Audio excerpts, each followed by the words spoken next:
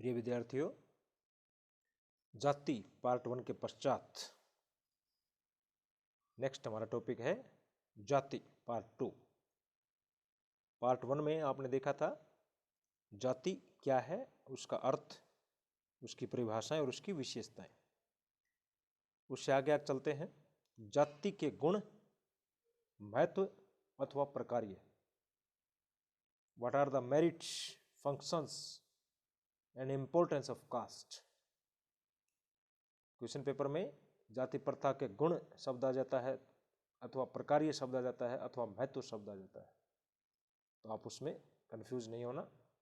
जाति प्रथा के गुण बताइए, जाति प्रथा के प्रकार्य अथवा जाति प्रथा का महत्व।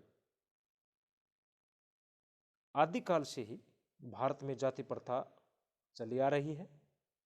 भारत में जाति का अस्तित्व इस बात का द्योतक है कि वह समाज और राष्ट्र के लिए अनेक महत्वपूर्ण कार्य करती रही है, करती आई है, करती भी है। और जाति ने समाज को संगठन और स्थायित्व प्रदान किया है। हटल ने जाति के कार्यों को 3 प्रमुख भागों में बांटा है। यानी जाति का महत्व आपको देखना है तो 3 दृष्टि से देखेंगे हम। यानी कि एक व्यक्ति के लिए जाति के क्या लाभ हैं, या जाति के एक व्यक्ति के लिए क्या गुण हो सकते हैं, व्यक्ति के लिए क्या कार्य करती है जाति। दूसरा इसका एक नजरिया है कि एक पूरे जातिगत समुदाय के लिए इसके क्या कार्य हो सकते हैं, क्या गुण है, क्या महत्व है। और तीसरा है संपूर्ण समाज और राष्ट्र के लिए जाति के क्या लाभ और क्या कार्य और क्या गुण है। तो इसके महत्व को, इसके गुणों को, इसके प्रकारों को आप 3 श्रेणी में देख सकते हैं, 3 प्रकार से इसको देखेंगे। एक कैटेगरी में सदस्यों के व्यक्तिगत जीवन से संबंधित जो इसके कार्य हैं या गुण हैं, वो क्या है। जाति जो है व्यक्ति के जन्म से मृत्यु तक के कार्यों को प्रभावित करते हैं। एक व्यक्ति क्या खाएगा, क्या पिएगा, किसके हाथ का खाएगा, किसके साथ बैठ के खाएगा, किसके यहाँ बैठ करके खाएगा, किसके घर जाएगा या नहीं जाएगा, किस प्रकार के वस्त्र आभूषण आदि का प्रयोग करेगा सामाजिक जीवन में, किसके साथ विवाह करेगा, कैसा विवाह करेगा, कौन से समूह में विवाह करेगा, ये इन सब बातों का निर्धारण कौन करता है, जाति करती है। ये उसका एक व्यक्तिगत कार्य है। ये जाति के सदस्यों में व्यक्तिगत जीवन से संबंधित कार्य होते हैं या गुण होते हैं, और इन सब बातों का निर्धारण जाति के द्वारा होता है। एक जाति अपने सदस्यों के लिए बहुत से कार्य करती है। जाति ही अपने व्यक्ति की सामाजिक स्थिति का निर्धारण करती है। हम जहां पैदा होते हैं, हमारी सामाजिक परिस्थिति, प्रदत्त परिस्थिति जिसको बोलेंगे, वो जाति निर्धारित करती है। जाति ही हमारे पेशों का निर्धारण करती है। हालांकि आधुनिक समाज में ये रूल नहीं है। बाजार के अंदर आपको शर्मा शू सेंटर मिल जाएगा, शर्मा पान भंडार मिल जाएगा, पंचर लगाने वाले की दुकान अलग मिल जाएगी। किसी भी तरीके से कुछ भी आप ये व्यवसाय के जो नियम हैं वो शिथिल जरूर हुए हैं, लेकिन ये जरूर मानते हैं हम कि जैसे हाथ से कार्य करने वाले लोग हैं, कुछ जातियों के अंदर अभी भी पैतृक व्यवसाय होता है। ये पिछले वीडियो में डिस्कस हुई विशेषता के रूप में, लेकिन यहाँ उसके महत्व के रूप में देख रहे हैं हम कि पेशों का, यानी कि हमारे व्यवसाय का निर्धारण भी जाति करती है। ये व्यक्तिगत जीवन का फायदा है, सामाजिक स्थिति का निर्धारण करती है, विवाह समूह का निर्धारण करती है। कास्ट इज एंडोगेमस ग्रुप एक विशेषता के रूप में देखा था हमने पिछले वीडियो में। तो विवाह के समूह का निर्धारण करती है, सामाजिक सुरक्षा प्रदान करती है। एक जाति अपने सदस्यों को सोशल सिक्योरिटी, सामाजिक सुरक्षा, मनोवैज्ञानिक सुरक्षा प्रदान करती है। आपातकाल में एक आर्थिक सहायता देती है, इसको मदद पहुंचाती है। तो एक सामाजिक सुरक्षा, मनोवैज्ञानिक सुरक्षा, अपने ही जाति के सदस्यों के अंदर व्यक्ति अपने आप को सुरक्षित महसूस करता है, मानसिक रूप से, सामाजिक रूप से। सदस्यों के व्यवहारों पर नियंत्रण स्थापित करते हैं अनौपचारिक रूप से। फरमान जारी कर देते, कोई गलत कार्य करते हैं तो अनुशासन का भंग करते हैं तो वहां पर जैसे उसका हुक्का पानी बंद कर देना, नकारात्मक आदेश देना, तो अनेकों प्रकार के ढंग होते हैं जाति के पास अनौपचारिक प्रकार से सामाजिक नियंत्रण स्थापित करने का अपने सदस्यों के ऊपर। तो सदस्यों के व्यक्तिगत जीवन से संबंधित अनेकों कार्य हैं जो जाति करती है। अब दूसरी कैटेगरी है जाति समुदाय से संबंधित कार्य। एक कैटेगरी में देखा था हमने, एक व्यक्तिगत जीवन में जाति के जो सदस्य होते हैं उनके लिए जो छोटे मोटे कार्य होते हैं दैनिक जीवन के अंदर, सारे कार्य लगभग जाति करती है। दूसरा जो बी कैटेगरी में है, पूरे समुदाय के लिए, जातिगत समुदाय के लिए इसका क्या महत्व हो सकता है, इसकी क्या मेरिट्स हो सकता है। एक जाति न केवल अपने सदस्यों के लिए अपितु संपूर्ण जातिगत समुदाय के लिए भी कई प्रकार के कार्य करती है, कई प्रकार से इसके लिए लाभकारी होती है। जैसे धार्मिक भावनाओं और संस्कृति की रक्षा। व्यक्ति की धार्मिक क्रियाओं पर उसकी जाति की स्पष्ट छाप अंकित होती है। प्रत्येक जाति के देवी देवता, उत्सव, व्रत, त्योहार आदि पाए जाते हैं जिसका वो फॉलो करते हैं, और अगर उसका अनुकरण नहीं करता है, जो उसको फॉलो नहीं करते हैं, तो उन सदस्यों की आलोचना होती है। इसलिए जातिगत जो समूह है वो अपने लोक देवी देवता का निष्ठापूर्वक पालन करते हैं, निष्ठापूर्वक कर्मकांड में भाग लेते हैं।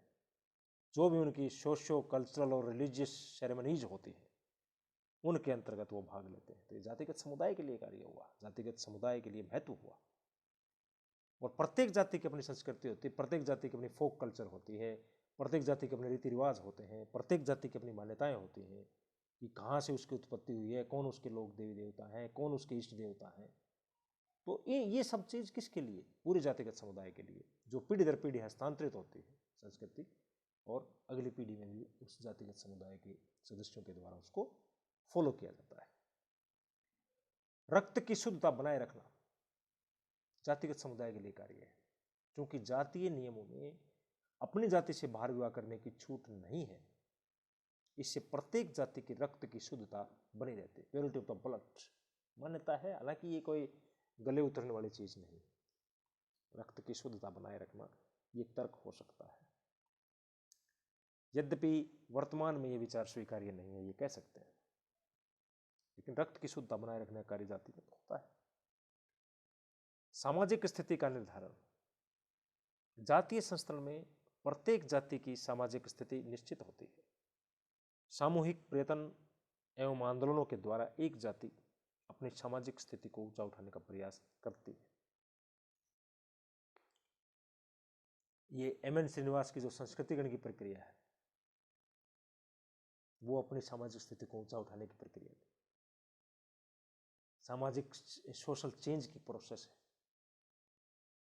सामाजिक परिवर्तन की प्रक्रिया में अपनी जाति को ऊंचा मानना, ऊंची जातियों का अनुकरण करते हुए और उसकी रीति रिवाजों का, उसकी कस्टम्स का अनुकरण करना, ऊंचा उठाने का प्रयास करना, या एक वो तो एक स्वाभाविक सामाजिक परिवर्तन की प्रक्रिया थी संस्कृतिकरण की। उसके अतिरिक्त आजकल आपको अनेक जातिगत आंदोलन, जातिगत सम्मेलन दिखाई पड़ते हैं। मैं आपको हाईलाइट करने का अपने आप को, जैसे अग्रवाल परिचय सम्मेलन है, और क्षत्रिय महासभा है, ब्राह्मण महासभा है, अलग तरह से अनेक जातियों के अनेक प्रकार के सम्मेलन और अनेक प्रकार के आंदोलन हमें आए दिन देखने को मिलते हैं। आधुनिक समय में भी बड़ी मुखरता से मिलते हैं। सामूहिक उपयोग। जाति अपने सदस्यों को एकता के सूत्र में बांधती है और कठिनाई के समय पारस्परिक सहायता को अपना कर्तव्य मानते हैं। तो ये एक तरह से पूरी जातिगत समुदाय के लिए जो लाभ है या प्रकार्य है। अब इसमें तीसरी जो कैटेगरी है वो बट सी कैटेगरी में पूरे समाज एवं राष्ट्र के लिए जाति किस प्रकार से लाभदायक है। पहली में हमने क्या देखा था, पहले पॉइंट में कि एक व्यक्तिगत जीवन के लिए, एक खुद व्यक्ति के लिए कितना लाभकारी है। दूसरा, पूरे जातिगत समुदाय के लिए क्या उसके मेरिट्स हैं। और तीसरी कैटेगरी में आएगा पूरे समाज अथवा राष्ट्र के लिए जाति किस प्रकार से लाभकारी है। पूरे समाज और राष्ट्र के लिए जाति क्या करती है, पूरे समाज और राष्ट्र के लिए जाति का क्या महत्व है। उसमें पहला है समाज के विकास एवं संरक्षण में सहायता प्रदान करना। फर्नीवाल का मत है कि जाति के कारण भारत में एक बहु समाज स्थिर रह पाया है, प्लूरिटी एक स्थिर रह पाई है। भारत में समय समय पर अनेक आक्रमणकारी समूह आए हैं लेकिन वे भी हिंदू समाज का, यहाँ की हिंदू सोसाइटी का अंग बन गए। इस बारे में हट्टन आगे लिखते हैं कि जाति प्रथा का सबसे महत्वपूर्ण कार्य जो कि उसे एक अद्वितीय संस्था बनाता है, वो क्या है? वो एक भारतीय समाज को अखंड बनाती है। जब भी हमारे यहाँ कोई संकट आया है, कोई राष्ट्रीय एकीकरण के ऊपर कोई ऐसी विपदा आई है, तो इतिहास में हम देखते हैं कि सभी जातियाँ इकट्ठी हो जाती हैं और राष्ट्र प्रेम सर्वोपरि हो जाता है ना। और इसीलिए ये हट्टन की बात यहाँ पर सही प्रतीत होती है कि जाति प्रथा का महत्वपूर्ण कार्य जो कुछ की द्वितीय संस्था बनाता है, वो पूरे भारत को हमेशा अखंड बनाती है। एक अपने आप में अनोखी संस्था है। दूसरा है राजनीतिक स्थिरता, यानी पॉलिटिकल इंटीग्रेशन। अब्बे डुबाई लिखते हैं कि हिंदुओं की जाति प्रथा को उनके अधिनियम का सबसे अधिक सुखमय प्रयास समझता है। और वो किस लिए? कि भारत ने सदैव अपना सिर ऊंचा करके रखा है और जाति ने भारतीय राजनीतिक स्थिरता को बनाए रखने में योगदान दिया है। अब्बे डुबाई बहुत बड़े विद्वान थे, जिन्होंने कास्ट सिस्टम पर अध्ययन किया। वो एक कोटेशन देते हैं तो सही होगा। तो एक तरह से समाज के विकास और संरक्षण में सहायता प्रदान करती है, राजनीतिक स्थिरता, एकीकरण प्रदान करते हैं, श्रम विभाजन की व्यवस्था, अद्वितीय व्यवस्था है डिवीजन ऑफ लेबर की, समझाने की जरूरत नहीं है। चूंकि विभिन्न जातियों को अलग अलग व्यवसाय सौंपे गए हैं, तो अपने आप में एक डिवीजन ऑफ लेबर की अद्वितीय व्यवस्था हो जाती है इंडियन सोसाइटी, जो कि समाज में श्रम विभाजन का एक अच्छा उदाहरण पेश करते हैं। सामाजिक जीवन से संबंधित सभी आवश्यकताओं की पूर्ति जातियों के पारस्परिक सहयोग के द्वारा की जाती है। चौथा है इसमें इसका महत्व या गुण है दायित्व निर्वाह। तो प्रत्येक जाति अपने सदस्यों को समाज और राष्ट्र के प्रति अपने कर्तव्यों का निर्वाह करने की प्रेरणा देती है और समाज के संगठन को बनाए रखने में योगदान देती है, इसलिए पूरे समाज के लिए लाभकारी है। जाति से बहिष्कृत होने का खतरा रहता है। अनुशासन का उल्लंघन करने पर, जातिगत नियमों को उल्लंघन करने पर या कोई ऐसा कार्य करने पर उसको आप समाज विरोधी मानते हैं। धार्मिक उदारता का परिचय भी जाति व्यवस्था ने हमेशा दिया है और यहाँ अनेक प्रकार के धार्मिक समूह आए और जाति व्यवस्था ने उनको अपने अंदर आत्मसात कर लिया, अपने अंदर मिला लिया। कुछ उनकी चीजें ग्रहण की, कुछ अपने प्रदान की। तो इस तरह से जाति व्यवस्था अपने आप में एक अद्वितीय सामाजिक संस्था है जो तीनों ही प्रकार से व्यक्ति के लिए भी, पूरे समूह के लिए भी और अंततः पूरे समाज और राष्ट्र के लिए भी महत्वपूर्ण है, लाभकारी है अथवा अनेकों प्रकार ये करती है।